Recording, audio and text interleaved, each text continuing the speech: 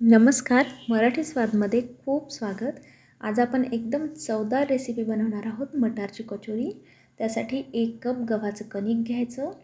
त्याच्यामध्ये अर्धा कपाला थोडंसं कमी तांदळाचं पीठ घ्यायचं.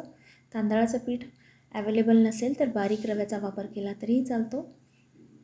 अर्धा चमचा साधारण ओवा हातावर कुस्करून घालायचा. ओव्यामुळे ह्या कचोरीची चव छान येईल. इथे अर्धा चमचा साधं मीठ आणि अर्धा चमचा काळं मीठ घालायचं. थोडीशी जिऱ्याची पावडर. आता हे सर्व मिक्स करून घ्यायचं चमच्यानी. आणि 2 चमचे साजूक तूप घालायचं. तूप घातल्यानंतर तूप आणि कणिक हाताने व्यवस्थित मळून घ्यायचं, म्हणजे मिक्स करून घ्यायचं.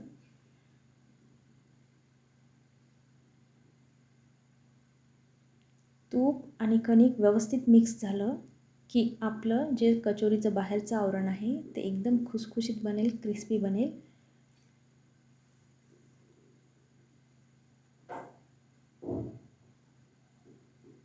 व्यवस्थित मळून घेतल्यानंतर किंवा मिक्स करून घेतल्यानंतर अशी मूठ बांधून बघायची. अशी मूठ जर बांधल्या गेली नाही तर थोडंसं तूप अजून घालून व्यवस्थित मिक्स करून परत मूठ बांधायची. मूठ बांधल्या गेली म्हणजे आपलं तुपाचं प्रमाण व्यवस्थित झालेलं आहे.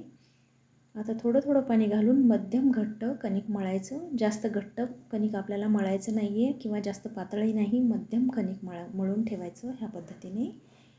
आणि ह्याच्यावर झाकण ठेवून ह्याला 10 ते 15 मिनटासाठी आपण साईडला ठेवूया. आता बनवणार आहोत आपण कचोरीसाठी लागणारं सारण. त्यासाठी एका पॅनमध्ये 1 चमचा जिरं घातले, 2 चमचे धने घालायचे,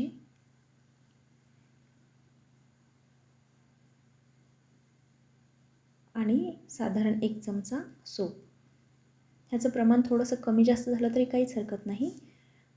आता हे फक्त अर्धा मिनिट भाजून घ्यायचं. खूप जास्त भाजायचं नाही आहे हे. आणि ह्याची मिक्सरच्या भांड्यामध्ये घालून भरड करून घ्यायची.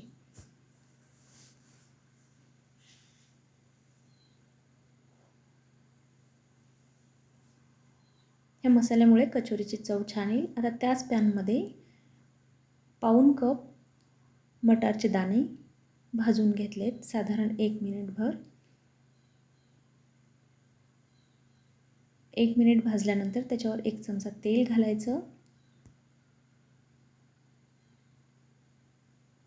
आणि आता ठेवूया आपण ह्याच्यावर झाकण. गॅसची फ्लेम मी मंद ठेवलेली आहे ह्या स्टेजला.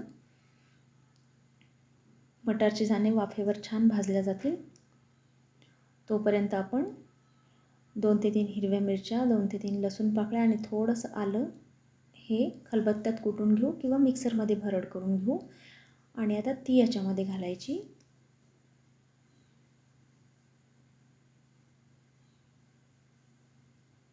अर्धा चमचा मीठ, थोडीशी साखर, अर्धा चमचा जिरे पावडर,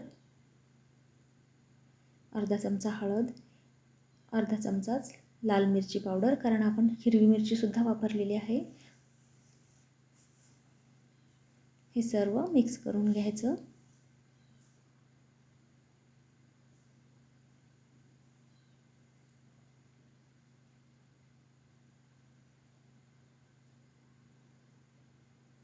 ह्याच्यावर 2 ते 3 छोटे चमचे पाणी घालूया, म्हणजे मटारचे दाणे छान सॉफ्ट होऊन जातील.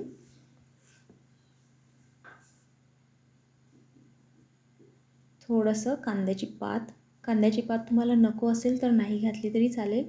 आणि थोडीशी कोथिंबीर घालूया. छान मिक्स करूया.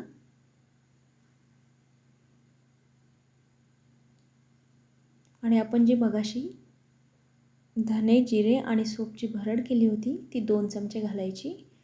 आणि अर्धा चमचा चाट मसाला घालायचा आहे. मिक्स करायचं. मटारचे दाणे सॉफ्ट होत आलेले आहेत आत्ता, एकदम नरम व्हायला हवेत.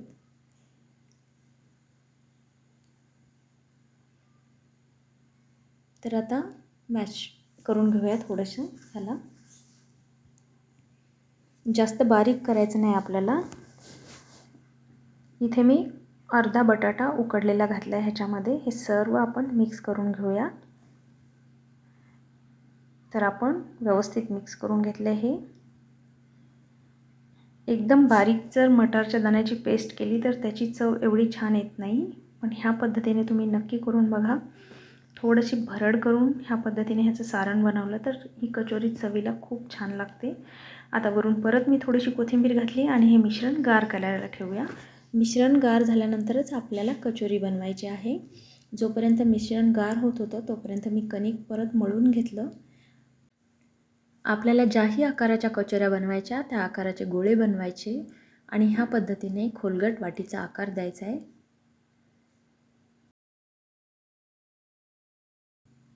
अशा पद्धतीने, म्हणजे ह्याच्यामध्ये सारण आपल्याला व्यवस्थित भरता येईल. आता अशी वाटी केल्यानंतर ह्याच्यामध्ये सारण भरायचं.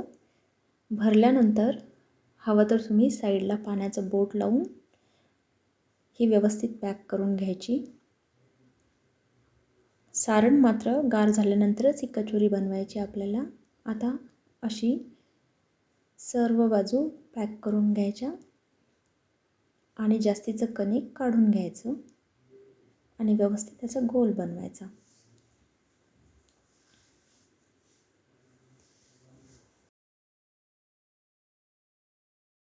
बाकीच्या कचोऱ्या मी छोट्या आकाराच्या बनवणार आहे, त्यामुळे मी छोटे कणकेचे गोळे घेऊन त्याच्यामध्ये सारण भरलेलं आहे आणि जेव्हाही तेल तापल्यानंतर आपल्याला कचोरी बनवायची तर अशा पद्धतीने हातावर प्रेस करून बनवायची. तेल मध्यमच तापवायचं. मध्यम तेल तापलेलं आहे. आता आपण साईडला जे गोळे बनवून ठेवलेले आहेत सारणाचे आणि कणकेचे ते हातावर प्रेस करून ह्याच्यामध्ये घालत जायचे तेलामध्ये. इथे एक महत्त्वाची टीप आहे. कचोरी तळताना मध्यम टू लो फ्लेमवरच तळायची, म्हणजे आतपर्यंत व्यवस्थित तळल्या जाईल आणि एकदम क्रिस्पी खुसखुशीत बनेल आणि छान फुगतील पण. तळायला थोडासा वेळ लागेल, साधारण 5 ते 6 मिनटं, पण एकदम छान बनतील आणि एकाच वेळी तेलात बसतील एवढ्या भरपूर कचोऱ्या घालायच्या, म्हणजे एकसारख्या तळल्या जातील.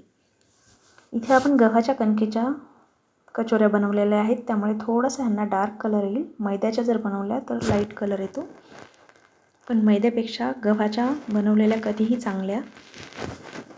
त्यामुळे शक्यतो गव्हाच्या कणकेच्याच बनवून बघाल, खूप सुंदर बनतात. आणि आता सध्या मटारचा सीझन असल्यामुळे ताज्या मटारच्या तर खूप सुंदर बनतात.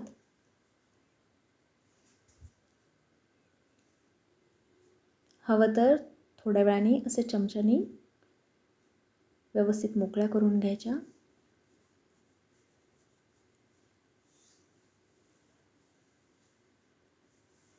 ह्या तळायला थोडासा वेळ लागतो, पण बनतात खूप सुंदर आणि चवीला अप्रतिम लागतात.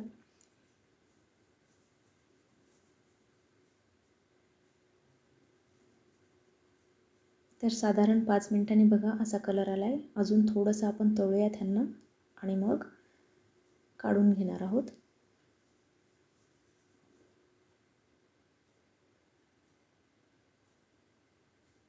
तर साधारण 5 ते 6 मिनिटांनी व्यवस्थित तळल्यानंतर आपण काढून घेऊया आणि अशाच पद्धतीने सर्व कचोऱ्या आपण तळून घेऊयात. तर आपल्या एकदम टम्म फुगलेल्या खुसखुशीत आणि चवीला अप्रतिम लागणाऱ्या मटार करंज्या तयार आहेत. खूप सुंदर बनतात. तर जोपर्यंत मटारचा सीझन आहे तोपर्यंत ह्या कचोऱ्या नक्की बनवून बघाल, तुम्हाला नक्की आवडतील. खूप सुंदर बनतात. आणि जर माझी ही रेसिपी तुम्हाला आवडली असेल तर लाईक आणि सबस्क्राईब करायला विसरू नका. धन्यवाद.